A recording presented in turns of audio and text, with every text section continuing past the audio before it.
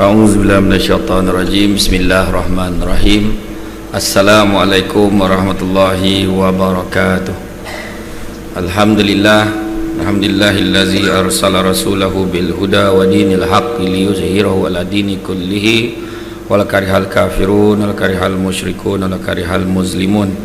Subhanaka la ilma lana illa ma 'allamtana innaka antal alimul hakim. Rabbi shrah li sadri wa yassir li amri wahlul 'uqdatam min lisani yafqahu qawli. Terima kasih saya ucapkan kepada saudara pengurusi acara yang dikasihi lagi dihormati Profesor Datuk Seri Dr. Muhammad Mustafa Ishak, Naib Chancellor UiTM. UiTM pula, UUM tersamsul. Allahu Akbar. Potong-potong ni kan, itulah kan. Bahagia barisan timbalan Naib Chancellor Dr. Zaharuddin, guru debat saya, salah seorang guru debat saya dulu. Tuan-tuan dan puan-puan yang dirahmati Allah sekalian, alhamdulillah seronok saya pada petang ini, ramai. Saya ingat kalau kira-kira 50,000 tu, sebab dengan tak cukup kursi berdiri lagi, yang lalu lalang lagi kan, jadi kira ramai lah. Saya nervous sikit sebab Datuk Seri ni selalu dulu saya tulis blog dulu, saya banyak tulis pasal dia dulu kan, ada isu UUM semua kan, semua kata-kata dia semua saya masukkan dulu kan, saya masuk. Jadi hari ni jumpa depan kan, nervous lah sikit kan. Jadi Syamsul Debat berada di hadapan anda semua, inilah orangnya. Kan talk show hari ni, pemimpin yang diasuh bukannya dilahirkan, tapi sebenar-benarnya kena lahir dulu baru boleh asuh kan. Jadi tajuk ni tajuk penganjur, jadi dia biasa macam tu lah, dia buat tajuk grand-grand, pandai-pandai lah penceramah tu nak cakap apa, dia kata kan. Jadi lahir dulu, macam mana pun pemimpin ni boleh diasuh. Macam pendebat jugalah, pendebat ni bukannya semula jadi, dia kalau dia nak, dia minat, dia boleh train dan akhirnya dia boleh jadi pendebat yang baik. Semua orang adalah pemimpin, semua orang adalah khalifah. Sebab bila ditanya kepada makhluk-makhluk, Allah Ta'ala tanya pada semua makhluk, tak ada siapa yang sanggup jadi khalifah. Tanya pada gunung, hancur gunung. Tanya pada laut, kering. Akhirnya manusia juga yang ambil, dengan tahap manusia ni serba-serbi kelemahannya banyak. Jadi lengkaplah ceramah pada hari ini. Jadi bila sebut sebagai pemimpin-pemimpin, hari ini itulah dia. Saya sebut di mana-mana satu perkara yang formula yang saya jumpa, yang paling senang sekali kita nak jadi pemimpin yang baik adalah IM4A. IM4A ni. IM4A iaitu ingat mati for Allah. Habis cerita, selesai. Itu dia sebenarnya formula baik politik, ekonomi, sosial, itulah dia. Kalau ingat mati, tak ada perangai-perangai tak elok dalam politik. Ingat mati ekonomi pun okey, ingat mati sosial lagi okey. Sebab apa, itulah formula dia, tak ada formula lain lah. Orang cakap formula satu Malaysia, kita rapatkan hubungan ukhuwah maka dengan itu, tak ada. Ingat mati adalah jawapannya, sebab dia akan surrender terus kan. Contoh kalau kita tengah dengar ceramah hari ni lah, tiba-tiba terdengar bisikan kat telinga kita, kau mati besok. Memang tak datang kerja dah hari ni, pergi masjid terus. Macam ni, ya Allah, nak mati dah aku, ya Allah. Student USIM buat kajian, tak dia sangka-sangka lebih 80% orang yang meninggal disebabkan kanser meninggal pada hari dan bulan yang baik. Kan tu kuasa Allah tu. Orang yang meninggal disebabkan kanser biasanya meninggal pada hari dan bulan yang baik. Sebab kebiasaan dia orang dah tahu dia memang tak ada harapan. Doktor cakap, tengok cara mungkin paling lama pun 3 bulan lah. Dia mungkin awal daripada itu. Dia dah tak kira apa dah. Dunia ni dia dah tak pandang langsung dah. Duit dia dalam bank dia keluarkan semua. Mak, yang ni 10,000 mak tolong hantar kat mak anak yatim. Yang ni 10,000 mak bagi kat Alung, dengar Alung nak berniaga. Yang ni lagi 10,000 mak dengan abah pergilah umrah. Lepas tu yang balance ni mak tolong beli top up. Kenapa pula? Saya nak telefon semua orang dekat dalam phone saya. Dia telefon semua orang, dia minta maaf setiap orang. Kita ni marah macam mana pun dengan orang tu, kalau nampak orang tu nak mati tak tergamak gitu. Aku nak mati sangat dah ni, aku minta maaf. Tiba-tiba dah lama aku maafkan kau. Walaupun kita marah betul dengan dia, nampak tak? Dia meninggal sama ada budak Yusim buat kajian sama ada Isnin, Khamis, Jumaat ataupun bulan Rajab, Syaban, Ramadan. Kebiasaannya macam tu. Jadi bila nak jadi pemimpin yang baik, itu dia, pemimpin yang ingat mati ni for Allah, maknanya ingat Allah banyak-banyak. Ingat Allah, Allah Ta'ala segala-galanya, kan? Dan kalau orang tu ingat Allah, Allah Ta'ala segala-galanya, bukannya sebagai pemimpin kepada parti politik, bukannya pemimpin kepada negara, malahan pemimpin pada kampung pun, taman, pemimpin lorong, pemimpin keluarga, termasuk juga memimpin diri sendiri. Sebab setiap manusia itu ada amanah dan janji yang perlu dilaksanakan. Dalam hadis Nabi disebut, la imana liman la amanata lahu wala dina liman la ahda lahu. Tidak beriman orang tidak menjaga amanahnya, dan tidak beragama orang yang tidak melaksanakan janjinya. Semalam saya jumpa ada seorang guru madrasah, dia tanya soalan, dia bagi kertas kat anak-anak murid dia, suruh anak murid dia tulis, dah besar nak jadi apa. Dia mengharapkan nak tengok berapa ramai anak-anak murid dia nak menjawab nak jadi ulama. Bila kolek jawapan, tak ada seorang pun tulis ulama. Kebanyakan tulis nak jadi orang-orang yang soleh dan solehah. Anak murid lelaki, anak murid perempuan. Kenapa ya? Kenapa nak jadi orang yang soleh dan solehah? Tanya anak murid dia, kenapa? Kenapa tak nak jadi ulama? Sebab ulama ramai yang masuk neraka. Jadi orang yang soleh solehah, mana ada orang yang soleh solehah masuk neraka? Nampak cita-cita dia tu. Memang tak ada lah yang tulis nak jadi Perdana Menteri, tak ada. Yang nak jadi menteri pun tak ada, kan? Dekat madrasah agaknya, kan? Jadi makna kata nak ceritakan bahawa amanah kita ni besar sebagai pemimpin. Saya ni tiba-tiba amanah jadi besar juga, berceramah sana sini. Muka orang rumah pun dah tak berapa ingat dah sebenarnya. Saya sangat senang kemari. Nak pula jumpa orang rumah orang lain tu masalah tu. Orang rumah orang lain pula perangai macam nak dara bila bergambar tu masalah tu, kan? Tapi ingat sebenarnya, bukan tak ingat. Ada yang tanya kenapa Samsul debat. Datuk Seri, saya berceramah di satu surau Puncak Setiawangsa, Kuala Lumpur. Dulu waktu saya ceramah, orang panggil saya Syamsul Amri Ismail, Presiden Pertubuhan Alumni Debat Malaysia. Jadi bila dia nak bawa ke surau Puncak Setiawangsa ni, itu orang dahsyat-dahsyat duduk sana tu. Saya sampai kat surau tu, dia punya senarai jatuh kuasa tu, Datuk Seri, Tan Sri, Tan Tun, semua tu. Tak ada betul lincik dalam senarai jatuh kuasa tu, semua Datuk Seri, Datuk semua. Dia penganjur tu terlupa nama saya siapa, Samsul apa entah nama penceramah tu, tapi jawatan dia debat-debat macam tu lah. Langsung dia tulis dekat whiteboard tu, penceramah malam ni Syamsul debat. Salah seorang yang mendengar pada malam tu CEO TV Al-Hijrah, dan dia mati-mati menyangkakan nama saya Syamsul Al-Debati.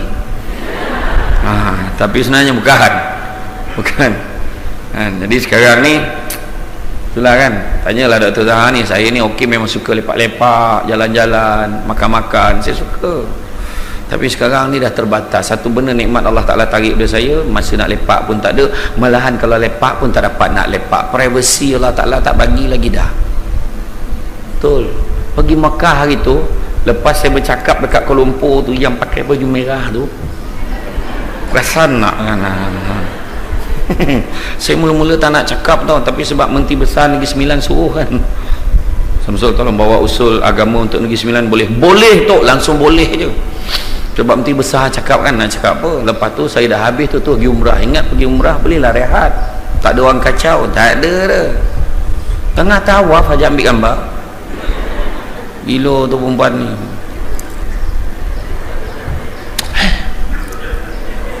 Langsung terlupa dah berapa round dah. Ini dahsyat tu.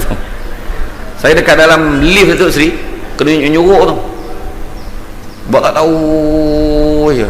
Ada perempuan orang dekat kiri kanan tu, Aku rasa iyalah. Bukan tak, bukan dia, dia kata. Kan? Lepas tu Pak Ngah saya, sebab saya pergi dengan family 19 orang, Pak Ngah saya tegur saya, kita nak makan dulu ke balik bilik tu? Makan dulu lah Pak Ngah. Langsung tu, betul lah suara dia, langsung. Pak Ngah saya memang tak nak jalan dengan saya lah, sebab asyik ambil gambar kan. Itulah dia. Boleh jadi pemimpin ni macam kita memimpin diri kita, mengelakkan diri kita pada terjerumus kepada perkara yang tidak baik, sebab kita setidak-tidaknya adalah pemimpin kepada diri kita, pemimpin kepada diri kita, pemimpin kepada keluarga kita, ni dekat tempat kerja kita, memimpin diri kita daripada membuat perkara-perkara yang boleh menjatuhkan nama diri kita dan organisasi kita. Betul. Dalam pejabat kan ramai banyak kan, dan ramai-ramai itu banyak perangai. Ada yang administrator yang pertama. Dalam pejabat golongan administrator, al-maklumlah School of Management. Tapi Dok Sri, betul lah, saya bila tengok kan senarai khusus tu, hati saya rasa macam terpaut nak sambung belajar kat sini. Ingat nak buat master kat sini lah, ingat. Saya rasa dulu cita-cita nak buat master, kahwin dulu nak buat master, tak ada mana memasterkan anak ya. Betul, pasal orang kan lama makin payah. Jadi saya rasa tengok cara senyum tu lagi kuat lah nak belajar kat sini kan. Tapi insyaAllah lah nanti saya bincang dengan Dr. Zahar, ada sebab sebut tu Dr. Sri.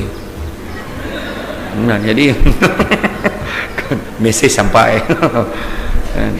Jadi yang pertama, type yang pertama adalah administrator, sangat mentadbir. Betul.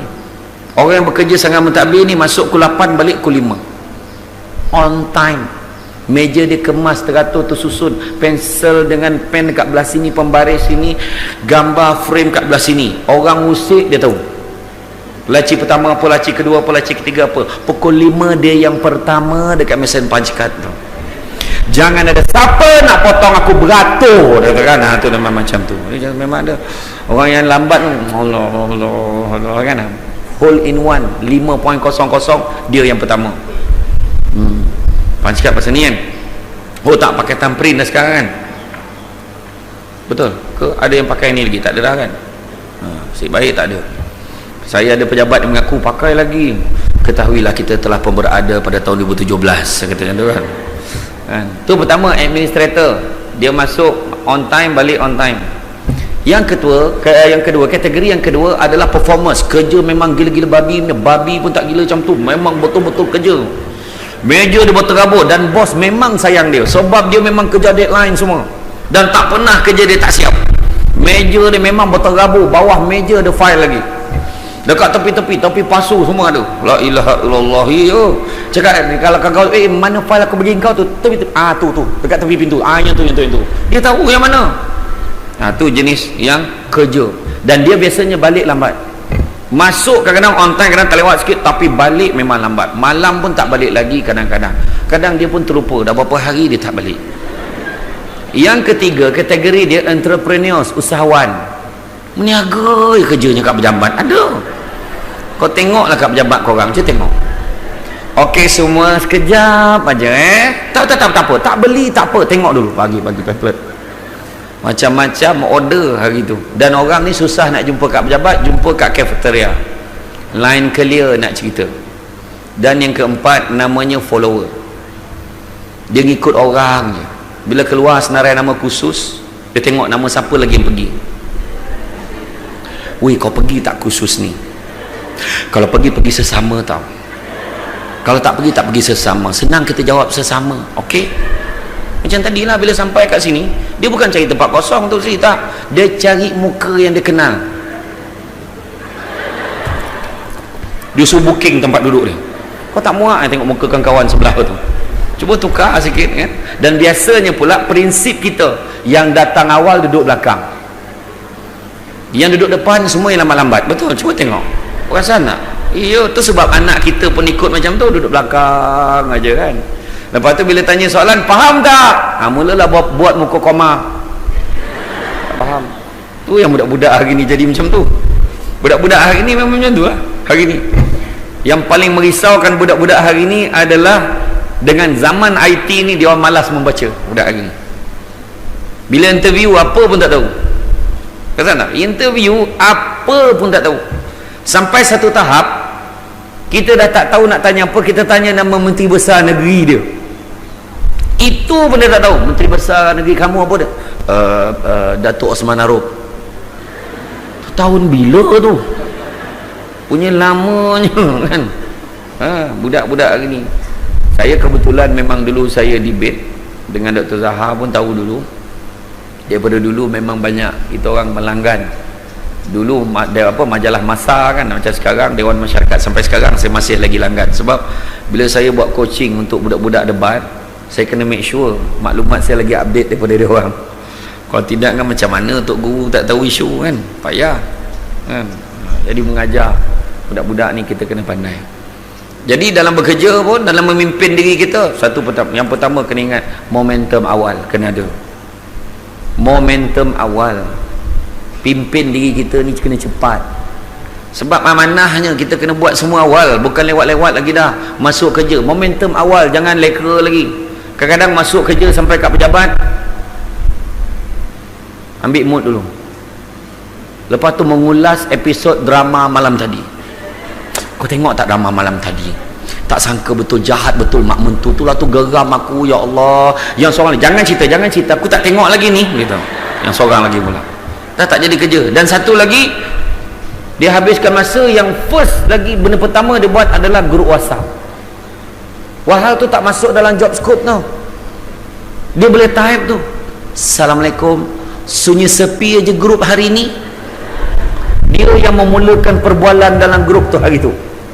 Dah tak ada kerja, nampak tak?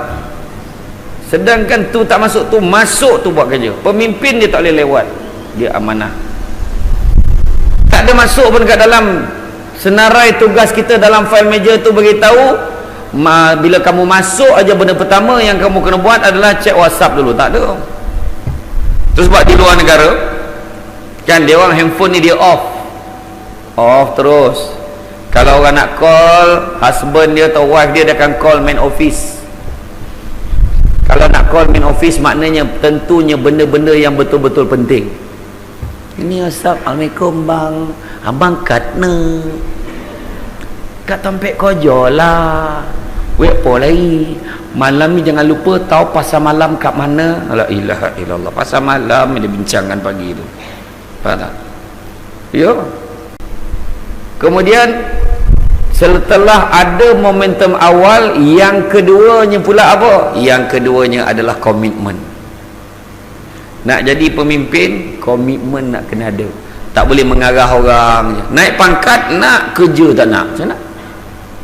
Sibuk kalau tak naik pangkat, asyik dia je, macam dia seorang aja kerja kan. Anugerah Khidmat Cemerlang, dia kan. Kita marah kan, Anugerah Khidmat Cemerlang ni marah. Memang terbatas, pengurusan tak dapat nak bagi semua. Kalau boleh nak bagi semua, tapi tak boleh. Kotanya berapa persen aja yang dapat dalam 100 lebih, 200 lebih. Staff 2,000, 3,000 lebih. Tunggu turn. Tah bilalah dapat. Tak dapat pun tak apa. Bukannya dapat apa sangat, dapat apa? APC dapat apa? Dapat apa? Sijil dulu sebut, bukan duit. Nampak sangat nak sangat duit tu. Okay, sijil, lepas tu iringan dia duit 1,000 kan. Orang lelaki dia senang tak, kalau dia tak puas hati dia cakap direct, kau macam mana boleh dapat kerja lebih kurang aku, ponteng sesama, macam mana kau boleh dapat? Orang lelaki dia macam tu je. Manalah aku tahu, dah bos pilih buat macam mana. Orang perempuan lain tau, paling bahaya orang perempuan ni, dia siap puji tau kat depan. Tahniah tau, tahniah sangat sebab dapat APC, kau memang deserve. Gaya dia tu.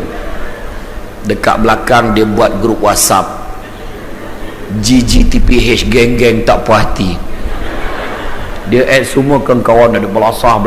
Tengah-tengah add dia tak perasan, dia termasukkan nama budak yang Tim Anugerah tu. Meraung budak tu baca mesej kan. Biarlah tak dapat Anugerah Khidmat Cemerlang, orang tak perhatikan kita. Kadang bila dapat Anugerah Khidmat Cemerlang, orang perhati kita. Kau tengok lah tu, kau tengok dia baru dapat APC tu, kau tengok perangai dia pemalas, kau tengok macam mana boleh dapat. Betul tak? Eloklah kita tak dapat, orang pun tak perhatikan kita, betul tak? Dah tentu-tentu pemalas Tak ada orang tengok kita. Kan? Kadang-kadang kita marah, lagi tinggi pangkat orang tu, lagi lambat dia balik sepatutnya tak, sebab tanggungjawab besar. Kita nak naik pangkat, tanggungjawab tak nak. Orang Malaysia ni dipikir naik pangkat lagi senang kerja. Mana boleh macam tu? Naik pangkat lagi berat tanggungjawab. Ni lagi, bila dia naik pangkat siap cakap bang, okey semua kerja lah dok. Okey, pukul 5 saya balik dulu, jaga pejabat, Assalamualaikum. Yang kita dengar kerja untunglah. Nampak kan? Betul. Kalau kaki tangan yang grade N19 tu, ada kan N19 ini? Ada. N19 balik pukul 5. Kalau 41 tu memang balik pukul 8 malam. 44 dan 10 malam. Kira naib chancellor memang tidur sini terus lah. Macam tu lah kiranya. Kan banyak tak tu nak bagi gambaran. Lagi tinggi pangkat kita, lagi besar tanggungjawab. Kita gemar minta sesuatu, bila dah dapat kita tak nak. Nampak tak? Kita terlupa nak pangkat, lepas tu kerja banyak, mongut banyak kerja, dah naik pangkat macam tu lah, kerja banyak, pengungut tak habis. Ingat tak kisah ada seorang Nabi tu dalam kitab Mukasyafatul Qulub? Nabi tu beribadah selama 50 tahun. 50 tahun. Kemudian Allah Ta'ala beritahu dia, wahai hamba-Ku, aku ampunkan dosamu. Terkejut dia. Ya Allah, bukankah aku ini Nabi, aku tidak berdosa?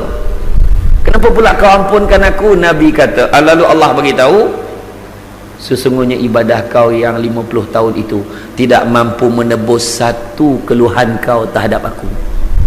Cuba tanya berapa kali mengeluh sehari? Banyaknya kerja. Orang semua dah balik, tak balik. Macam-macam lah, memekak lah orang tua ni, selipar hilang pula, semua macam-macam lah, macam-macam yang kita rungutkan. Kan? Sebenarnya yang paling senang sekali syukur, paling senang. Itu cerita tadi. Kan?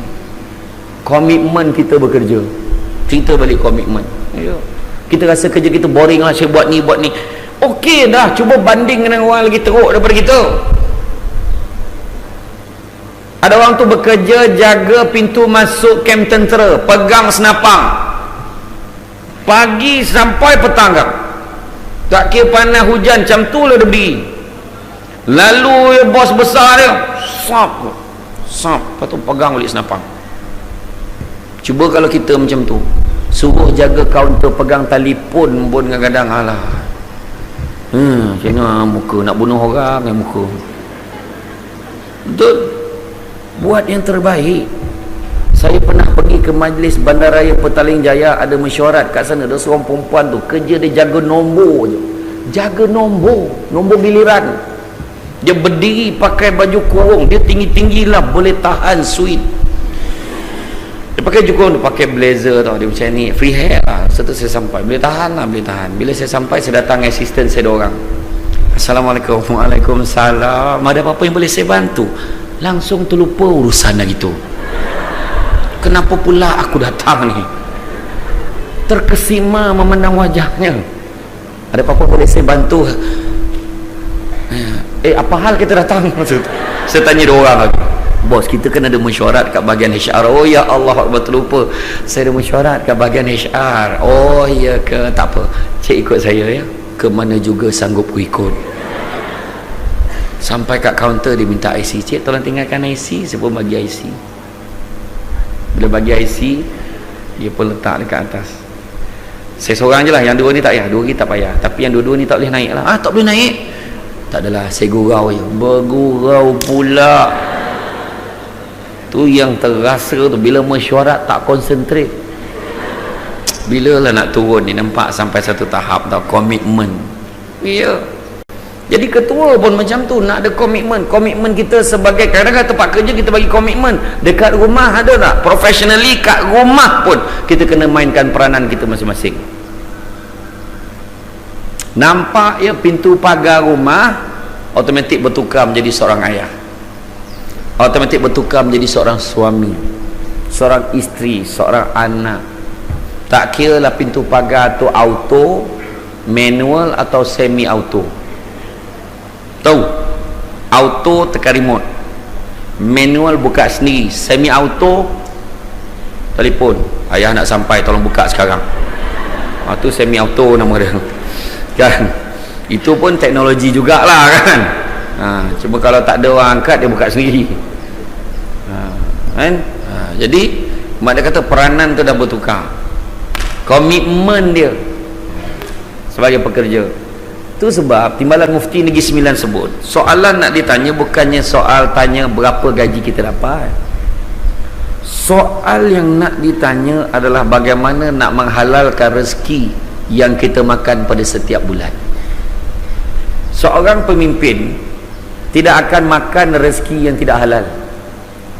Itu sebab Nabi pesan, carilah rezeki yang halal, kerana sesungguhnya yang halal itu cukup buat kamu. Itu Nabi pesan. Kenapa lah nak cari yang tak halal? Yang tak halal ni tak pernah cukup. Carilah yang halal. Makcik yang kerja cleaner tu, buat kerja sekotor-kotor kerja, tetapi semulia-mulia ganjaran sebab membersihkan tempat kotor untuk orang selepas ni. Kat Malaysia ni sampai ada National Toilet Expo, Expo tandas kebangsaan. Punya dahsyat Malaysia ni. Pun sampai satu tahap ada budak di sekolah buang air besar dalam sinki. Pernah fikir tak tu? Macam mana kita nak mendidik budak-budak ni? Satu kerja ikhtiar nak buang air dalam sinki tu. Orang nak basuh muka kalau lemah jantung meninggal situ juga tau. Ya Allah, bayangkan. Tapi makcik ni bersihkan. Berapa gaji dia lebih kurang? 700 ke 800 sebulan. Cukup pada dia. Sebab apa cukup? Sebab dia berbelanja sekadaran, dan yang paling hebat, anak-anak dia semua menjadi. Allah Ta'ala bagi anak-anak dia terang hati sebab bawa balik rezeki yang halal. Kita kadang-kadang bawa balik duit banyak, termasuklah duit klaim kan. Tak malu bawa duit klaim yang bukan sendiri punya. Saya dah cek dah, semua universiti ada masalah ni kecuali UUM. Dia klaim bawa balik bagi anak isteri makan, dan kemudian pening kepala, kenapa anak aku ni banyak perangai. Lepas tu pening kepala, kenapa rumah tangga aku ni sentiasa bergolak, ada je masalah. Wah, dulu loving couple, I love you, you love me, 7 hari mencintaimu, biar aku jadi penunggu. Abang Bomba, I love you, suri hatiku Mr. Pilot, awak sangat nakal. Yang tu lah cerita. Tu drama-drama lah tu. Sekarang ni tak apa pattern ni, nak tajuk drama je, buat untuk seminar. Saya ceramah dekat Mahkamah KL, seminar penghayatan keluarga Nur Kasih. Slot yang pertama 8.30 sampai 10.30 pagi, dilema ombak rindu. Pukul 11 sampai pukul 1, kemana pergi sehangat asmara. Pukul 2.30 sampai pukul 4.30, petua dan tips setia hingga hujung nyawa. Balik berdukung, bukan pegang tangan ni tau, berdukung buat balik dengan pasangan-pasangan. Masalahnya bini dukung suami, macam tu lah kira kan. Makna berjaya lah seminar tu kan, sebab orang perempuan makin lama makin semangat badan, yang lelaki makin mengecil. Jadi keluar dalam radio nasional tau 3 minggu lepas, kadar penderaan suami meningkat 20%. Hari ni pemimpin dalam rumah tangga belum tentu lagi lelaki. Abang duduk makan sini, suami disuruh makan dengan anak-anak tau.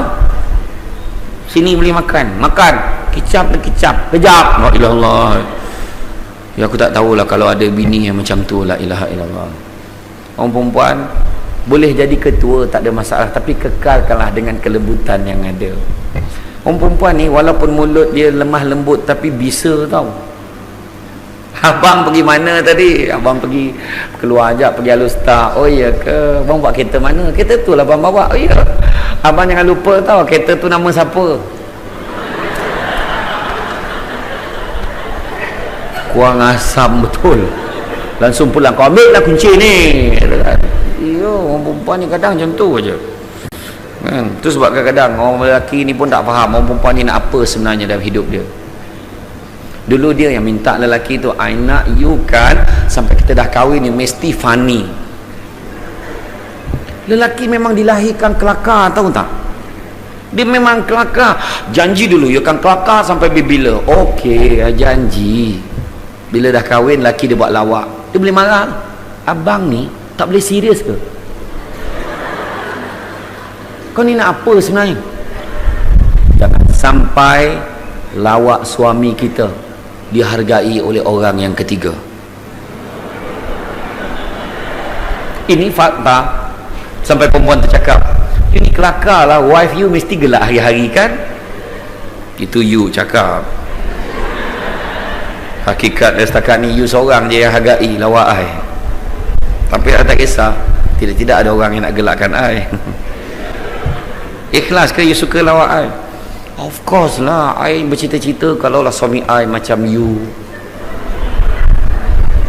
Mulai hari ni gelakkan aja walaupun tak kelakar, faham? Kan suami buat lawak, ya Allah bang, semenjak kita kahwin inilah yang paling lawak sekali, cakap macam tu kan, tu lelaki kan. Okey, komitmen. Tengok nurse tu, komitmen bekerja. Dulu siapa yang tak takut? Semua takut. Orang perempuan dulu-dulu sampai balik kampung beranak sebab tak nak beranak kat hospital. Takut. Mak saya dulu balik kampung beranak kat kampung Batu Kiki sebab takut beranak kat hospital. Mak misi dulu garang. Assalamualaikum kak, masa bila kau kahwin dengan abang kau? La ilaha illallah, garang betul. Sekarang semua dah pergi kursus, dah ambil diploma kejururawatan, ada communication skill kan, gaya-gaya dia. Ya Allah, geram tengok jururawat ni. Dia pergi dekat katil tu, pakcik kita nak bagi injection okey pakcik. Tak nak, sakit. Tak sakit, betul ni, betul. Janji dulu, janji tak sakit. Kalau sakit pakcik tampar saya kat sini. Macam tu cakap dia. Yelah janji tau. Iya tak sakit. Kalau pakcik takut, pakcik pandang belah sana Bismillahirrahmanirrahim. Aduh sikit pakcik. Dah sudah pandai pakcik. Jangan lupa makan ubat tau. Nanti pakcik akan cepat sihat. Okey. Bersakit kat katil sebelah tu. Kau tolonglah injek aku. Punya seronok tengok komitmen misi yang sebelah tu. Nampak tak? Yang ketiga, sebagai pemimpin, belajar dan mengajar. Yang tak tahu kita belajar, tanya, jangan ego, jangan sombong, tanya. Yang kita tahu kita ajar orang, jangan kedekut ilmu. Tu sebab kalau orang panggil sebab training untuk pengucapan awam, saya pergi je, tak kira, datang. Ada orang cakap sensor debat demand way. Jangan dengar kabar-kabar angin seperti itu. Samsul debat, lagi satu lagi orang kaitkan dengan Aida Jebat. Saya tak ada kaitan. Tolong jangan kaitkan. Kan? Tak ada dah, saya okey je. Yang penting booking tarikh. Ya, insya-Allah kalau tak ada apa-apa bulan puasa sekali lagi. Panjang umur, murah rezeki, kita jumpa bulan Ramadan pula. Kan? Jadi betul. Saya pernah sekali saya ceramah di Johor. Allah Ta'ala uji saya. Lepas ceramah dia minta saya sign pun, saya sign lah voucher bayaran tu. Dia bagi satu envelope. Berat lah. Saya kata apa berat sangat? Alhamdulillah tuan, hari ni ada rezeki cash. Saya dah sign tadi, saya pun dah tak perasan berapa. Saya pun kadang tak tengok sangat. Masuk dalam kereta, banyak ni kena masukkan bank ni. Berhenti kat bank. Saya memang tak suka pegang duit banyak sebab orang perempuan boleh baru. Kena masukkan cepat, hapuskan beban bukti yang ada tu, basuh, cuci, bersih-bersih. Dia macam bau belerang tu. Dapat duit kata ni, la ilallah, tahu dia tahu. Dia basuh betul-betul. Jadi bila sampai kat CDM tu, cash deposit machine tu, saya buka, ada 3 ikat duit. Saya okey lah. Saya ingat, okey lah, betul lah kot. Masuk ya, pam. 10,000. Ada 2 ikat lagi ni. So masuk kedua ketiga, maksimum sampai 2-3 kali masukkan, akhirnya total 30,000. Main-main Samsul debat 1 jam 30 minit 30,000. Berapa loh lah penganjur hari ni, berapa lah kita bayar kan? Tak ada lah. Tak ada. Bila saya masuk dalam kereta baru berangan 30,000 telefon bunyi, hello, Assalamualaikum, tuan salah sampul tuan, salah sampul, blank kejap. Jadi saya pun cakap bukan rezeki kita. Saya pun langsung minta nombor akaun dia, saya pun bank in kan, masuk balik, transfer balik, pakai phone ni lah, transfer balik, nanti kau masukkan balik dalam akaun aku berapa yang patut aku dapat. Okey tuan. Okay, bayangkan kalau dia kena surcharge tak pasal kan, sian. Dia dah salah faham bahagian kewangan dia waktu paskan envelope tu. Dia cakap duit penceramah semua dalam ni. Jadi dia ingat semua duit penceramah, yang sebenarnya duit penceramah semuanya, semua tu duit catering, duit sewa dewan, duit penceramah-ceramah lain, semua dalam tu. Tu yang banyak tu. Saya sempatlah berbahagia selama setengah jam kan. Lepas tu masuk kan, tu ujian tu sebenarnya. Kita memimpin diri kita, nak ambil mana yang elok, mana yang tak elok kan. Tu sebabnya kan, ada 7 perkara Abul Laid suruh kita jaga. Sekejap lagi saya sebut, habiskan ni dulu. Dan yang keempat, komunikasi. Tak tahu, tanya, jangan biarkan. Malu bertanya, sesat jalan. Ini asuhan-asuhan kepada pemimpin. Imam Malik kan, saya masa saya ambil tauliah mengajar agama, untuk dapat tauliah agama Islam lah, nak berceramah di masjid kan, kena ambil tauliah di Negeri Sembilan. Interviewer tu tanya, habis kalau ada orang yang tanya soalan dan tuan tak tahu jawab, macam mana tuan nak jawab? Kan kadang-kadang dia tanya soalan, sesi soal jawab, kalau dia tanya tuan tak boleh jawab, macam mana tuan nak jawab? Jawab ialah tak tahu. Nak cakap dah tak tahu, takkan memandai-mandai lah bagi hukum. Saya kata mana yang tahu-tahulah, tak tahu cakap tak tahu. Imam Malik sendiri pun daripada 10 soalan dia jawab 2 je, yang lain dia nak rujuk balik. Apa masalah? Tak iya pula kan, dia katanya tu. Memangnya malu bertanya, buat apa sesat jalan? Tanya je lah, jangan ego sangat. Pangkat tinggi, kelulusan tinggi, masuk pejabat, baru sampai kat pejabat tu, tak semua benda yang kita tahu. Walaupun dia hanya kerani kanan grade 22, tapi dia tahu semua fail dalam pejabat tu. Tanyalah dia. Printer pun tak kerti pakai, print sangat. Tanyalah macam mana nak bagi lurus. Dia je tahu ragam printer. Ni print sangat ni. Tanya macam mana nak buat ni, macam ni cik, macam ni. Ini tak, ego, dibantai print sangat lah. Yang sisi tu tak, dia tak iyalah, kena tanya ni. Tuan, apa dia? Tuan print sangat ni. Memang saja saya sangatkan. Mulai hari ni saya nak semua orang print sangat macam ni lah. Sudah semua orang lah nak ikut dia. Apa hal pula macam tu kan? Iya. Lagi satu, kalau komunikasi salah, dia boleh jadi bawa maksud lain. Macam kisah yang perempuan yang dah lama nak anak tu, ingat tak cerita? Ya Allah, bila lah nak dapat anak ni? Sekali dia 2 bulan tak datang period. Maksudnya apa? Payah pun nak tu, tanya je koma. Tandanya apa? 2 bulan tak datang period, maksudnya pregnant. Dia pun happy, ya Allah, tak sabar nak beritahu husband ni, ya Allah, ya Allah. Kebetulan pula datang orang TMB, dia 2 bulan tak bayar duit api. 2 bulan tak datang period, 2 bulan tak bayar duit api. Dia pun, ya Allah, happynya orang TMB datang. Assalamualaikum. Salam, apa halnya ni? Nak beritahu akak dah 2 bulan lambat nikah. Lah mana kau tahu? Dia maksudkan bil, dia ingat period dia. Mana kau tahu? Kak, senang je lah kak, masuk nombor rumah kak ni langsung tahu akak lambat berapa lama. Dia bantai lah, meraung, melulung. Sedih hati dia sebab dia ingat period dia dah masuk sistem TMB pula tu. Dia menangis, orang TMB, wih pahali, tak pernah kita beritahu orang lambat, orang menangis macam ni, bla bla bla bla bla. Dia pun bla. Suami pun sampai, Assalamualaikum. Salam. Apa saya sedih? Saya dah 2 bulan tak datang period. Bang, baguslah tu nak dapat anak, kau sedih kenapa? Masalahnya orang TMB dah tahu dulu bang. Macam mana lah dia tahu dulu? Tak tahu, ada masuk nombor rumah langsung tahu saya lambat berapa lama.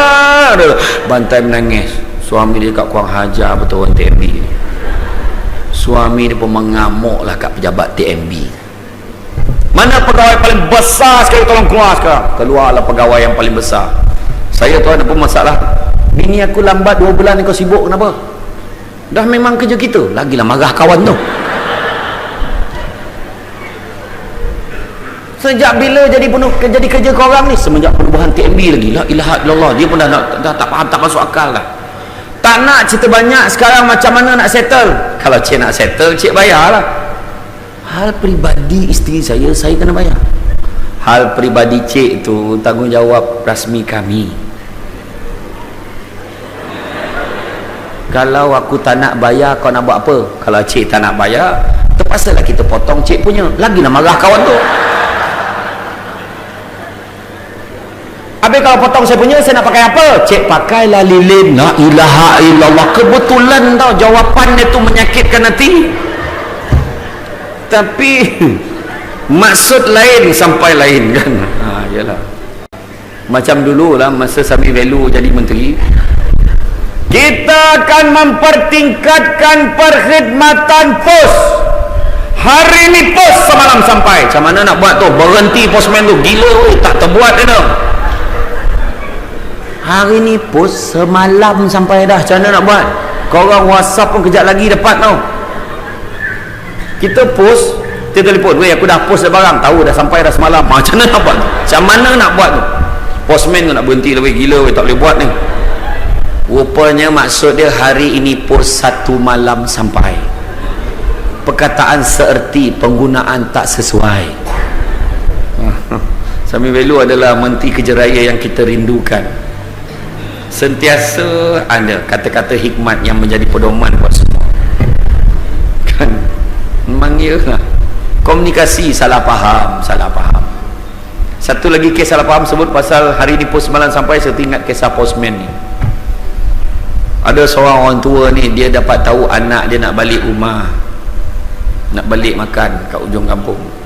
Jadi dia fikir, aduh macam mana lah anak-anakku ramai, makan banyak pula tu, duit tak ada, siapa nak mengadu? Kepada Allah. Dia pun tulis surat kepada Allah Ta'ala. Kepada Allah Ta'ala, ya Allah, minggu ni anak aku nak balik ya Allah, aku tak ada duit ya Allah, anak aku semua makan banyak ya Allah, aku tak adalah nak banyak pun ya Allah, dapat 100 jadilah ya Allah, bantulah hamba-Mu ni ya Allah, sesungguhnya aku memerlukan duit ini kerana anak aku memang balik minggu ni ya Allah, yang benar hamba-Mu. Dia sign, dia tulis alamat, dia lipat, dia pun postkan. Gempalah pejabat pos hari tu. Macam mana nak hantar ni kepada Allah Ta'ala? Postman dah pening kepala, macam mana ni weh, macam mana nak buat ni? Jumpa dengan bos pun panggil, mesyuarat tergempar semua. Okay, semua berhenti kerja siap. Sekarang ni ada satu surat kepada Allah Ta'ala. Jadi saya akan buka surat ni, semua saksi, takut-takut ada duit dalam ni hilang, semua tengok saya tak ambil duit dekat dalam ni. Boleh semua? Boleh. Dia pun buka, buka, dia pun baca. Ya Allah, menangis-nangis staf pejabat pos dengar. Kesian betul dia tuan, kesian. Habis macam mana nak buat ni? Macam ni lah. Yang seorang cadangkan, tuan kita buat derma kilat. Setuju semua? Setuju. Kutip, ada yang bagi RM1, ada bagi RM2, ada bagi RM3, ada bagi RM10. Kumpul, akhirnya dapat RM95. Bos, RM95 bos. Okey lah tu. Dia nak 100, dapat RM95. Okey lah. Masuk dalam envelope yang lain, postkan balik ke alamat rumah dia. 2 minggu senyap. Mungkin sebab duit dah dapat. Lepas 2 minggu, satu lagi surat kepada Allah Ta'ala sampai. Sekali lagi gempar pejabat pos. Ni ada satu surat lagi bos kepada Allah Ta'ala. Alah, ni nak cakap terima kasih lah ni. Kan? Betul tak? Mesti punya. Bak saya baca. Saksi bos pun buka. Ya Allah, Alhamdulillah aku dah pun terima duit 100 yang kau berikan itu ya Allah. Alhamdulillah anak-anak aku semua telah pun dijamu makan. Cukup ya Allah duit itu ya Allah. Cuma ya Allah satu perkara aku nak adukan pada kau ya Allah. Duit 100 yang kau berikan kepadaku ya Allah, tinggal RM95 ya Allah. Tapi aku tak marah ya Allah, sebab aku tahu ini mesti kerja orang pejabat pos.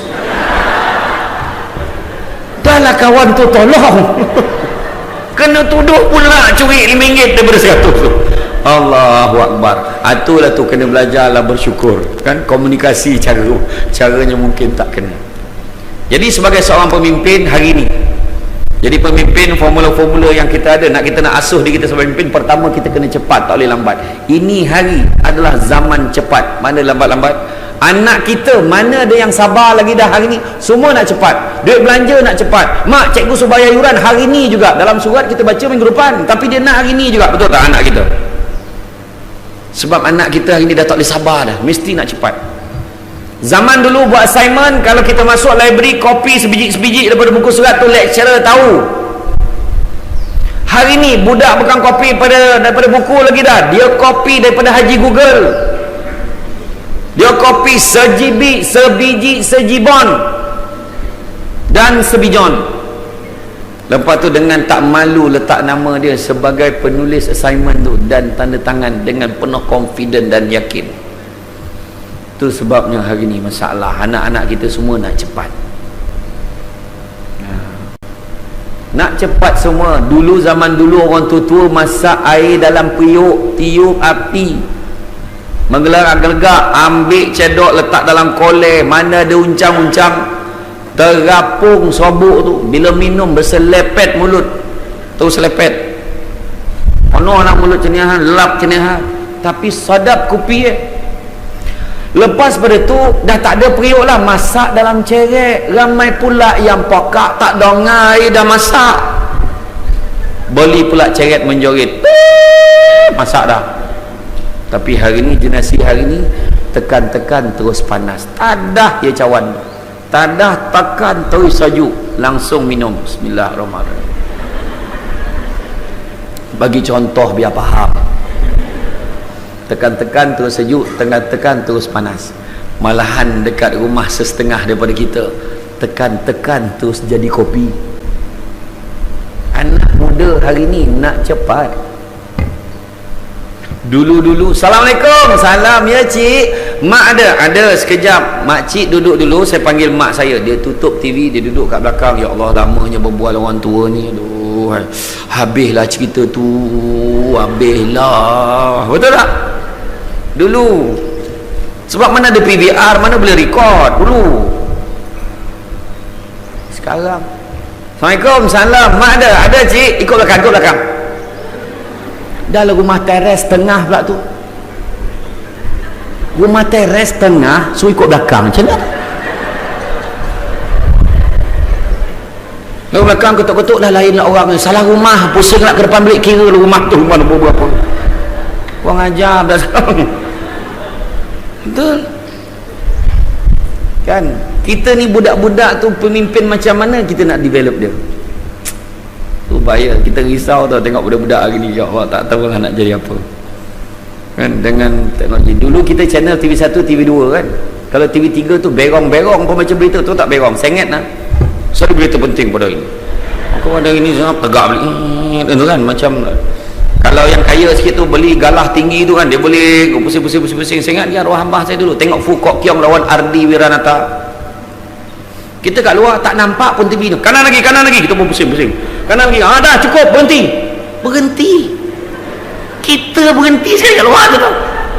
Pegang sampai habis set pertama. La ilah Allah, sabarlah aku kan dulu. Tapi hari ni tak ada suasana tu. Dulu kita ni jadi pemimpin yang baik sebab kita bercampur dengan orang.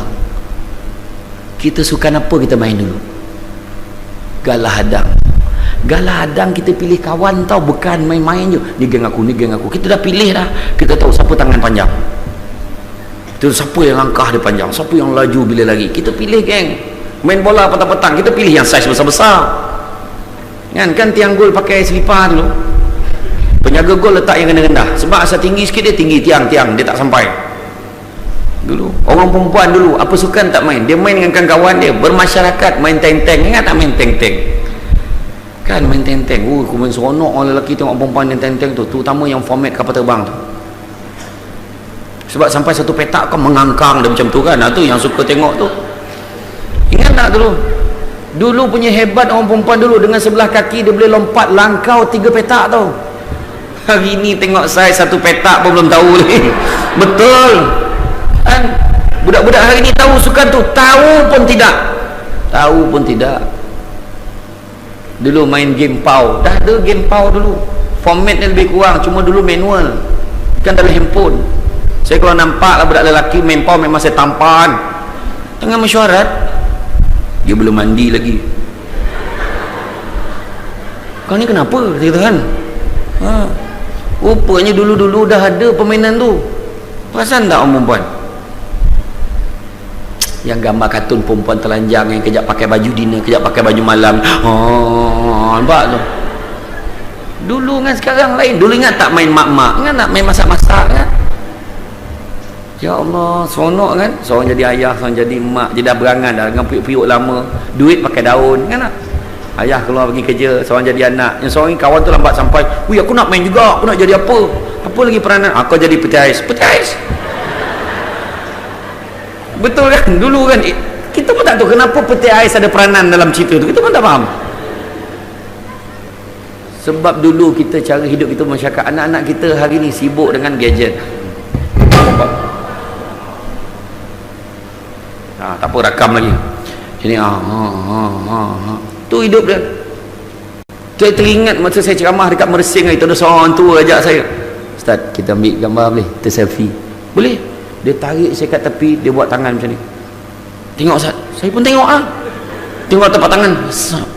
Ustaz saya simpan dalam hati. Saya pun langsung cia.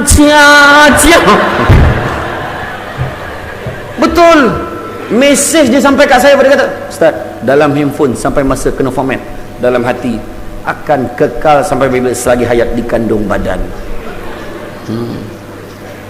Dulu kita appreciate gambar kita. Cuba tengok balik, dulu nak ambil gambar pilih tempat.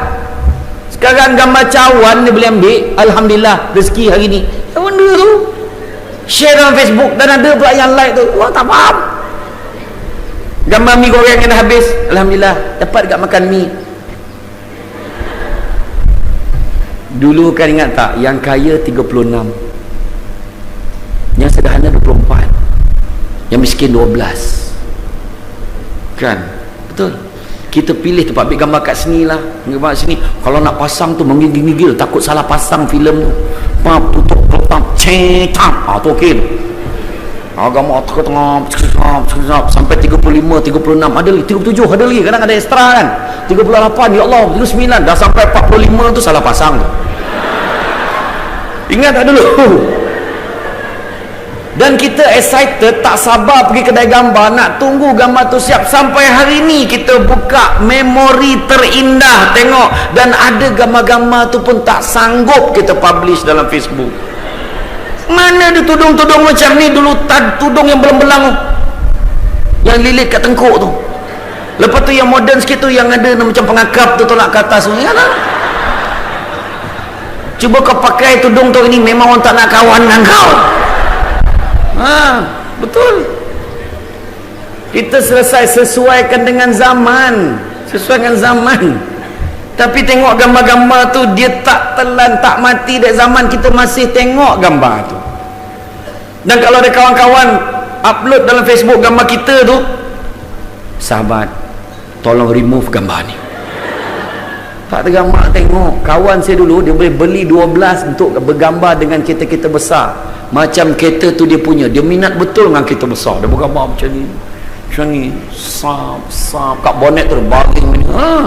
Lepas dia cuci, baru dia perasan dalam kereta tu ada orang dalam kereta tu dah macam ni tau. Kok dia pun tengok lah dalam kereta tu ada orang ke tidak kan? Tapi memang ya, zaman dia tu saya sebut tadi pasal rejuvenasi. Sebenarnya zaman hari ni kena cepat, kalau lambat kita akan ketinggalan.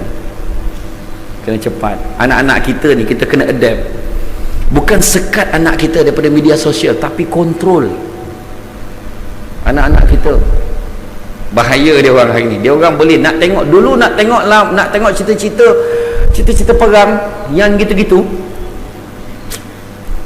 Alah, tiba-tiba lah jadi baik bila Dato' NC datang, sudahlah. Cerita perang tahu tak? Dulu kena beli CD, kena beli videotape. Sekarang dalam handphone, tekan keluar. Siapa manusia pun nak tengok, tekan memang keluar.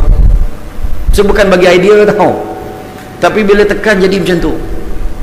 Anak-anak kita tu sebab baru-baru ni ditangkap budak-budak yang mengunjungi rumah urut. Budak-budak seawal umur 16 tahun dah masuk.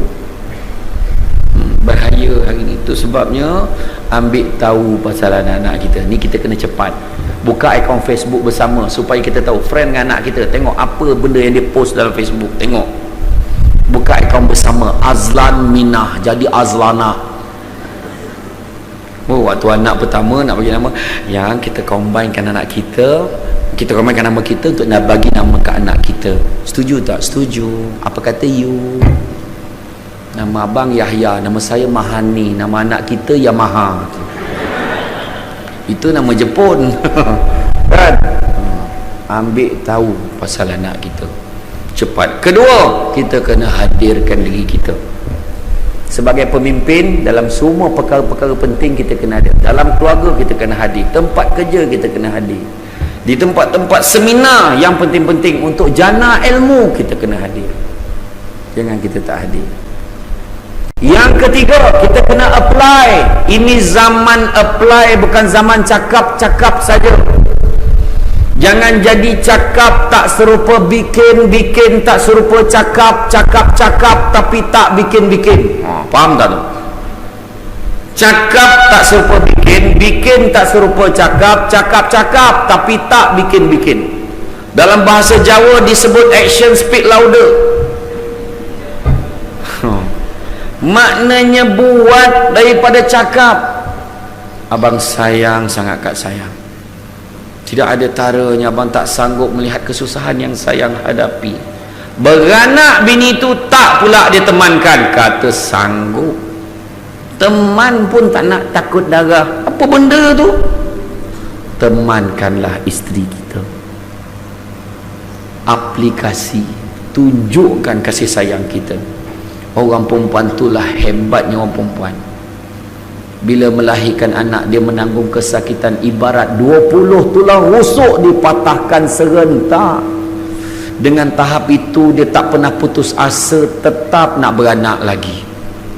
Tu hebat orang perempuan. Orang lelaki apa yang paling sakit dalam hidup dia? Bersunat. Itu pun tak ada siapa yang sanggup mengulangnya sekali lagi. Bercakap dengan anak bukan main lagi. Alah long, tak sakit, macam gigit semut aja. Cubalah ayah sekali lagi. Tengok dulu. Memang ayah dia tak boleh jawab kalau anak dia jawab macam tu. Ya. Temankan isteri tu, bagi support dekat dia. Kadang-kadang sampaikan suami tu tak sanggup lagi dah. Cukuplah. Kau tak payahlah beranak lagi. Abang tak sanggup tengok kau sakit macam ni. Jangan beranak lagi. Abang, takkan anak kita seorang ni aja. Cukup. Bagi mak lain pula. Nampak cara tu, makna tu tanda sayang tu. Faham? Korang hajar berceramah ni, dia kata. Lain kali jangan panggil lagi dah berceramah ni, dia kata. Tak adalah, gurau je lah. Jadi maknanya ni zaman apply.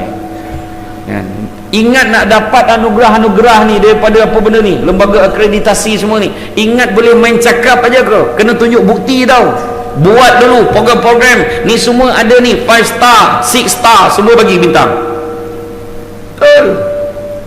Tu yang ada 5S tu. 5S sekarang ni EXA ke masih 5S lagi? Kita lagi teruk ke Jepun kadang-kadang. Ada setengah tempat tu habis semua benda di tagging ni. Ini Swiss lampu. Apa kau bodoh sangat tak tahu tu Swiss lampu? Dia tagging lah, jangan lampau-lampau. Habis ni tempat selipar, la ilaha illallah. Lepas tu muka yang AJK EXA dekat toilet tu, siap muka pakai tie China sendeng. AJK toilet, tak payahlah letak nama sudah. Kan? Tapi bagus, sebab apa? Memang bab kebersihan ni penting. Memang kita bab kebersihan tu, saya cerita tadi yang pasal toilet tadi, memang ya kritikal tau kat Malaysia ni toilet. Kita kalau pergi R&R, kita tak risau sangat 80% bersih. Cuma kadang-kadang tertipu dengan tekanan air. Sesap buat Allah. Hilang punca macam mana kepala air. Bila dah dapat tutup kan kuyup. Kan kawan tanya, kau konceng kau mandi kan?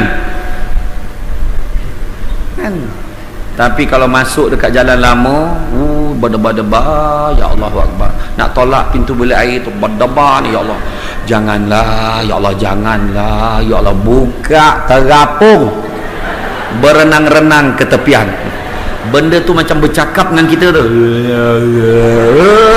Memang tak selera buang air dah. Betul. Masa saya pergi Korea dulu, Korea, nampak kampung ni dah sampai Korea tau. Saya pergi ceramah, bukan ceramah, pergi lawatan, pergi kat Korea kan. Tu saya cakap dengan adik perempuan saya, Balong tak main lah tengok drama Korea ni. Adik perempuan saya gila tengok Korea. Balong tak main lah tengok drama Korea ni, Balong pergi Korea terus. Ya Allah, toilet dia bersih betul. Bersih. Saya pergi dalam 10 hari lah, 10 hari 9 malam. Benda lain memang respect lah, tapi bab makan elok lah duduk Malaysia. Susah bila saya bergambar macam ni kan. Mak saya cakap, tengok muka orang lapar. Mak saya cakap saya sempatlah belajar bahasa Korea kat sana. Saya tanya, kalau cakap selamat pagi macam mana? Budak yang jadi pemandu pelancong tu, dia adalah student Indonesia. Dia belajar bahasa di Indonesia selama 7 tahun. Tu dia boleh cakap bahasa Melayu Indonesia. Saya tanya selamat pagi macam mana? Senang saja Pak. Annyeonghaseyo. Oh, macam tu. Selamat petang. Annyeonghaseyo. Okey, macam tu. Selamat malam. Annyeonghaseyo. Macam sama. Pagi, petang, malam sama. Selamat semua. Saya pun tanya, kalau nak tanya berapa harga, almael. Okey, nak minta kurang, karkacuseo. Saya pun confident. Pergi kat kedai tu, terus tanya, annyeonghaseyo. Dia pun jawab, annyeong. Apa tak ada sayo? Dah direngkaskannya tu, anyong aja. Saya pun tanya, almael berapa harga? Almael khuzur apa benda pula lah kau cakap, belajar tak habis. Sampai dekat toilet dia memang respect, bersih. Setitik air pun tak jumpa sebab tak ada kepala paip. Kalau nampak keluar bawa botol air tu orang Malaysia tu, dia masuk duduk kan, dia ada 3 button. Mula sampai tu dalam lubang jamban tu, dalam air menyala-nyala biru macam ni. Wah, ni pahal ni, CCTV ke apa benda nak disuluh ni? Saya pun halo orang Korea sebelah, marah dia bising. Saya pun duduk kan, ada 3 button. Button yang pertama button kids, kanak-kanak, tekan dia rendah sikit, canggih. Tekan naik balik, tekan turun, tak jadi kojol tu, naik turun. Orang tua dapat permainan macam tu lah. Lepas tu yang kedua tu button wash, agak-agak butang cebok agak lah. Saya pun tunggulah, dah buang air, saya pun tekan wash tu. Bila tekan wash tu, dia keluar satu corong, dia tembak tapat pula tu, la ilaha illallah, menjerit tajam maya, la ilaha illallah, sakit tak payah nak cakap, tajam. Dekat Mid Valley tu elok lambut ni, tajam zat. Allahu Akbar, ya mujur tak luka. Ya, saya komplain tau, setengah jam pun dapat keluar pada bilik air tu. Lepas tu button yang ketiga tu button massage tu, tak ada saya tekan dah. Wash pun dah macam tu, hidup aku nak tekan massage ni pahal. Massage tu apa? Massage apa? Massage nak buat apa? Saya takut-takutkan, saya tekan keluar tangan ni, pahalnya tu saya tak tekan tu. Lantak aku tak tekan. Tu wash saya marah, abang patut tekan baru tahu. Kau tak tahu penderitaan aku tekan wash tu. Tak ada kan? Tu zaman apply. Kemudian seterusnya, mantapkan keupayaan kita sebagai pemimpin. Mana yang kita kurang, kita mantapkan. Macam kita lah, bila bekerja kan, bila kurang, jumpa bagian HR, jangan marah dia, syekh aku kena pergi kursus. Kadang-kadang dia tak tahu kehendak kita. Jumpa, boleh tak hantar saya kursus ini, komunikasi, sebab saya kurang sikit communication skill, sebab saya ni anak tunggal. Contoh, boleh tak hantar saya kursus bahasa Inggeris dekat luar, saya tak nak belajar kat sini, tak sesuai. Kat mana, tak payah aja jauh sangat, Singapura ke, macam tu. hantar pergi kursus, contoh hantar pergi kursus. Nampak? Kita mantapkan diri kita. Seterusnya, profesional. Seorang pemimpin profesional tak campur aduk tugasan dia dengan pribadi. Umar Abdul Aziz, tak kala anaknya nak berbincang dengan dia macam mana dia buat, dia takkan campurkan barang-barang hak milik kerajaan dengan hak milik pribadi. Dia akan gunakan hak milik pribadi. Kita kadang-kadang banyak kerja pergi pejabat, bawa anak, hari Sabtu, hari cuti bawa, duduk dan diam, nah ambil kertas seorang satu, kertas tu universiti punya, nah pen seorang satu contek-contek, universiti punya. Tak amanah dan tak profesional, bawa daripada rumah. Itu pun Allah Ta'ala akan kira kita sebagai tidak berintegriti dan tidak beramanah. Ingat tu ya, tu dia cerita dia ya. Lepas tu kejap-kejap minum, kejap-kejap minum. Tak profesional. Kita nak datang bekerja untuk kerja atau untuk minum? Pukul 9 pergi minum, kadang sampai pukul 10, pukul 12 dah keluar, tak tunggu pukul 1, pukul 12 keluar, takut jam nak jumpa anak balik sekolah, pukul 2.30 baru sampai, orang tak tanya pun dia sendiri cakap jam teruk betul. Lepas tu pukul 3 pergi minum lagi, sampailah pukul 4 baru buka file. Sekarang ni kan kerja tak rasa kan, tiba-tiba dah pukul 4 sebab tak kerja. Memanglah tak rasa sebab tak kerja. Profesional. Dekat rumah jadilah bapa yang paling romantik, profesional. Tinggalkan masalah kerja, balik bawa diri kita sebagai seorang bapa yang penyayang. Assalamualaikum. Istrinya dia pun tengah potong bawang. Waalaikumsalam. Bang kat dapur bang, peluk tang belakang. Abang peluk lah. Nampak? Seronok tak orang perempuan? Jawab. Seronok tak? Seronok. Balik nanti orang lelaki buat, tapi pastikan isteri kita tidak melatah. Kan di poluk ada tikam mesam, tu tak pasal-pasal, jadi kes lain kan. Profesional. Seterusnya, iltizam, buat yang terbaik. Mak kata ahli falsafah, gantunglah cita-citamu itu tinggi di atas langit, kerana kalau ia jatuh, ia akan jatuh di atas gunung masih lagi tinggi. Tetapi jangan digantung cita-citamu itu di atas busut, kerana kalau ia jatuh, ia akan jatuh menjunam ke dasar lautan. Walaupun tak ada kaitan busut tu dengan laut, dah macam tu dia cakap ikut ajalah. Tapi maksud dia tu target biar tinggi. Anak-anak kita target tinggi, tapi jangan pressure dia. Anak kita ni zaman sekarang tak boleh pressure. Nak ayah doakan kau dapat keputusan yang terbaik, walau apa keputusan terbaik ayah terima. Anak akan happy. Ni berdoa, ya Allah berikanlah anak aku 10A dalam SPM tahun ini ya Allah. Anak kat belakang dah risau, dah lah ambil subjek 9 aja. Punyalah bapak aku berapa subjek dia ambil pun dah tahu. Iltizam menekannya. Seterusnya, organize, susun, atur tindakan-tindakan kita. Pak kata Sunza, if you fail to plan, then you plan to fail. Kita gagal merancang, maka kita merancang untuk gagal. Kemudian Sunza sambung lagi, perancangan tanpa pelaksanaan sia-sia, pelaksanaan tanpa perancangan bahaya. Main belasah ya tak boleh. Itu sebab Nabi sebut, Nabi paling suka umat dia dalam melakukan sesuatu, dia melakukannya dalam keadaan yang paling baik. Maknanya rancang elok-elok, tu Nabi suka. Jangan main belasah aja. Ni ya, maknanya kita ni organize, susun, atur. Tu sebab jangan kejap-kejap cuti, kejap-kejap cuti, rancang cuti.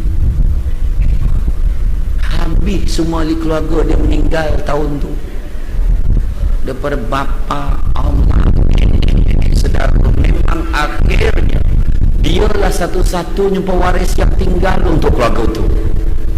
Sampaikan selepas ibu yang meninggal dan mula merebak kepada jiran tetangganya, jiran meninggal. Dia kalau Kenapa pula meninggal kali ni? Tuan tanya. Rancang cuti, bukan rancang meninggal, rancang cuti. Dan kita akhir sekali niat, biarlah niat baik bila sesungguhnya Allah tadi baik yang boleh ingat mati untuk dengan hidup kita yang sementara, tak kira dia semakin bekerja, semakin majikan, semakin puas penyelia, buat satu perkara niat kerana Allah dapat pahala ibadah. Dengan hidup sementara dapat pahala, apa lagi hidup tak panjang pun. Hari ini berapa ramai orang yang tiba-tiba umur dah 48, ya Allah, tiba-tiba dah 55, ya Allah, dah nak pension, ya Allah, macam baru semalam aja kerja. Tiba-tiba cepat betul masa berlalu dah nak pension, cepat masa berlalu. Dan ada siapa yang bercita-cita kalau rumah aku sampai 200, tak sabar. Umur kita sementara, bila boleh mati, kadang tak sempat pension, nak mati dulu. Ada juga tengah mengaji mati, yang suami isteri kena himpak kat tiang mati, dalam kereta meninggal satu-satu, dia pun tak sangka dia meninggal lagi tu. Anak-anak tak sangka, itulah lambang terakhir daripada kedua ibu bapa tu. Yang budak naik basikal dekat Johor tu, dekat jalan utama dia memang tak biasa dia lalu situ. Dan malam itu ada pula ditulis oleh Allah Ta'ala, ada pemandu kereta yang terlanggar di malam tu, meninggal. Tak ada siapa sangka. Di Texas, seorang lelaki yang mengidap kencing manis kronik, entah macam mana dia tersilap insulin dari itu, dia bawa kereta sampai ke timur-timur, dia hitam, dia jatuh dekat kereta itu, terus memacu, terus melanggar. 6 orang berjalan kaki, termasuk 2 kanak-kanak mati serta-merta di laluan pejalan kaki, bukannya dekat tengah jalan. Cerita mati ni bukan kira kita jalan kat tengah jalan ke kat tepi jalan. Pemandu lori 74 tahun minum dekat kedai kopi di Jalan Indi, Kuala Lumpur, minum kopi macam ni lah gaya. Tiba-tiba dia gosok dada, macam mengantuk, dia nguap, dia letak kepala macam ni, meninggal. Kisah benar. Siapa nak sangka? Seorang pemuda balik, mak dia tanya nak makan tak? Nak baring siap. Baring, tak, bangun-bangun pukul 11 kejut, rupanya memang dah meninggal dunia. Ingat mati kerana sebab apa? Orang yang ingat mati, Allah Ta'ala akan muliakan dia dengan 3 hal. Kita kenal seorang pemimpin yang bernama Iskandar Zulkarnain, seorang raja yang soleh, yang taat perintah Allah dan Rasul. Dia kata, kalau aku mati nanti, jangan lupa buat 3 perkara. Apa dia? Yang pertama, pastikan doktor dan tabib-tabib yang handal akan usung jenazah aku. Yang kedua, taburkan segala harta kekayaan aku di sepanjang perjalanan menuju ke kubur. Dan yang ketiga, juntaikan tangan aku, biar orang nampak tangan aku itu terkulai. Kenapa? Yang pertama, biarlah doktor dan tabib-tabib yang handal usung jenazah aku nak beritahu semua, hebat mana pun tabib dan doktor itu tidak mampu menghalang kematian daripada berlaku. Itu sebab itu. Yang kedua, tabur harta kekayaan itu, kau akan tengok orang lain akan sorang-sorang mengambil harta itu. Harta itu berpindah milik tanpa engkau mampu berbuat apa-apa, kerana harta tak akan dapat bawa masuk dalam kubur. Dan yang ketiga, tatkala tangan itu terkulai, nak tunjukkan dekat semua orang macam mana kau lahir dulu tangan kosong, kau mati pun dalam keadaan tangan kosong, terkulai layu, tak mampu berbuat apa-apa, kerana telah kehilangan satu sumber yang disebut sebagai masa. Masa dah time, budak-budak sekarang cakap. Masa dah habis. Itu sebabnya ingat mati adalah yang terbaik. Kerana apa? Dengan ingat mati, Allah Ta'ala akan muliakan kita dengan 3 hal. Yang pertama, dia tidak akan melengah-lengahkan taubatnya. Kedua, dia akan rajin beramal ibadah. Dan yang ketiga, dia akan mensyukuri nikmat yang dikurniakan oleh Allah walaupun sekecil-kecil nikmat. Yang pertama, takkan melengahkan taubat. Ada 3 orang budak masuk kelab malam minum arak. Minum arak, macam mana minum arak? Tiba-tiba yang seorang tu jatuh mengerupu berbuih mulut dan nazak tiba-tiba. Kawan dia yang seorang yang mabuk tu kepahal. Yang seorang tu kurang sikit mabuk daripada kawan dia, mengucap. Dia suruh kawan dia mengucap. Kawan dia kata apa? Aku nak botol arak satu lagi. Dia boleh minta botol arak satu lagi. Dan akhirnya dia meninggal dunia dengan tahap perkataan terakhirnya memohon sebotol arak lagi. Itu sebabnya kita doa hari-hari, Allahumma khtim alaina bihusnil khatimah wala taqtim alaina ya Allah bisu'il khatimah. Kedua, beramal ibadah. Kenapa? Sebab dalam dunia ini kita nak kejar 3 perkara. Pertama, hidayah kita kejar. Sebab apa? Supaya dapat beza benda baik, benda buruk. Kedua, kita kejar maghfirah, keampunan dari Allah kerana sedar kita berdosa. Dan yang ketiga, kita minta rahmat daripada Allah. Kenapa? Kenapa? Sebab dengan rahmat Allah lah kita dapat berjaya masuk ke dalam syurga. Dan nak dapat rahmat ni tak ada cara lain, beramal ibadah banyak-banyak. Itu cara nak dapat rahmat. Dan yang ketiga, bersyukurlah dengan nikmat yang Allah Ta'ala berikan kepada kita walaupun sekecil-kecil nikmat. Biarlah rumah kita kecil, rumah orang itu besar, time tak ada orang, sunyinya sama, syukur.